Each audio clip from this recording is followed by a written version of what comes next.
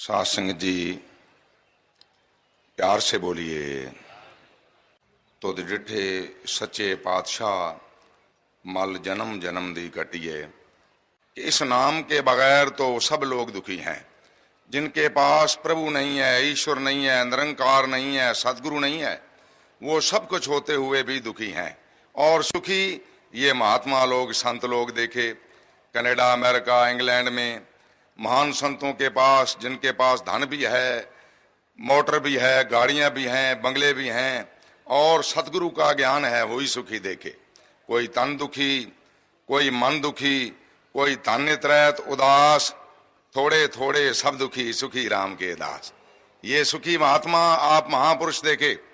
साध संगत दास वाशिंगटन में गया।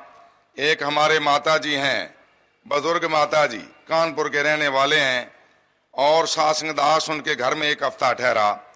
वो शाम को 8-10 अमेरिकनों को और अमेरिकन लेडीज को ले आए। ऋषि जी इनको कृपा करो, ज्ञान दो। एक हफ्ता रोज दास देखता रहा। दास ने उस माता जी से पूछा, हमारे शर्मा जी भी साथ है, कि माता जी आप इंग्लिश जानते हो? बोले बेटा मैं 2.5 अक्षर जानती हूँ इंग्लिश के। दास ने पूछा वो क्या?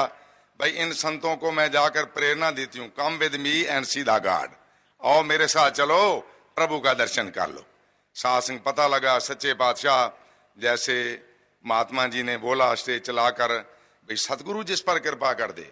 सतगुरु में इतनी ताकत है, 3 लोक 9 खंड में, उपासक जी 3 लोक 9 खंड में गुरु से बड़ा ना कोई, करता करे ना कर सके गुरु करे सोए। शासन सतगुरु इतना बल रखता है। सतगुरु की अहमियत क्यों है? कौरवों और पांडवों का युद्ध था। भीष्म पितामह ने प्रतिज्ञा की कि कल मैं एक पांडु खत्म कर दूंगा। जब दुर्योधन ने ताना मारा, महात्मा भगवान कृष्ण जो समय के मालिक थे, युग पुरुष, परम सेवका द्रौपदी के पास गया। द्रौपदी ऐसा ऐसा महात्मा ने प्रतिज्ञा की है। तो बोले महाराज आपसे ऊपर तो कोई शक्ति नहीं, आप ही शक्तिमान हो, सब कुछ जानते हो, करण कराने वाले हो, युग पुरुष हो। कहने लगे ऐसा करना द्रौपदी, सुबह 5 बजे प्रातः काल महात्मा सिमरन में मगन है, आपने मेरे साथ चलना है। वही वस्त्र पहनना जो शादी पर पहने थे, गहने पहनना और पहनकर लंबा घूंघट डाल लेना, ये पता ना लगे कि तू द्रौपदी है। महात्मा के चरणों पर गिर जाना, गरम गरम आंसू डालना। जब महात्मा का मुख से आशीर्वाद निकल जाए, तेरा सुहाग मर रहे, तब तूने घूंघट उठाना है और मैं बाहर खड़ा रहूंगा। जैसा सिखाया पढ़ाया गया। द्रौपदी चरणों पर गिर गई, गरम गरम आंसू महात्मा के चरणों पर पड़े। महात्मा देखता है ब्याहता स्त्री है, बड़ी दुखियारन है, और महात्मा का दिल कैसे होता है रामायण में लिखा है, क्या संत हृदय नवनीत समाना। महात्मा का दिल मक्खन की तरह होता है, पिघल गया। हृदय में आशीर्वाद निकल गई, बेटा रो मत, तेरा सुहाग अमर रहे। जब ये वर निकला, द्रौपदी ने घूंघट उठा दिया। महात्मा सोचता है ये क्या हो गया? कल मैंने प्रतिज्ञा की मैं खत्म कर दूंगा पांडु, अभी मेरे मुख से निकल गया तेरा सुहाग अमर रहे। सास मुंह में उंगल डालकर सोचने लग गए। द्रौपदी ब्रह्म ज्ञानी फिर चरणों पर गिर गई, महाराज आपका वर पूना होना चाहिए। बोले बेटा तेरा सुहाग अमर रहेगा। मैं ये सोच रहा हूं, ये जो कुछ तूने किया है ये तेरा दिमाग नहीं है, ये तेरी सोच नहीं है, ये तेरी समझ नहीं है, इसके पीछे समझ किसी और की है। आकर बाहर देखा, भगवान कृष्ण कान लगाकर सुन रहे थे, चरणों पर गिर गए। चलिया यहां भाई तूने आकर हमें चल लिया है, ये हमारी समझ नहीं। हम मुख से एकता की बातें करें, प्रभु की बातें करें, मीठी बातें करें, ये सतगुरु की आवाज है जो हमारी जुबान में बैठ गई।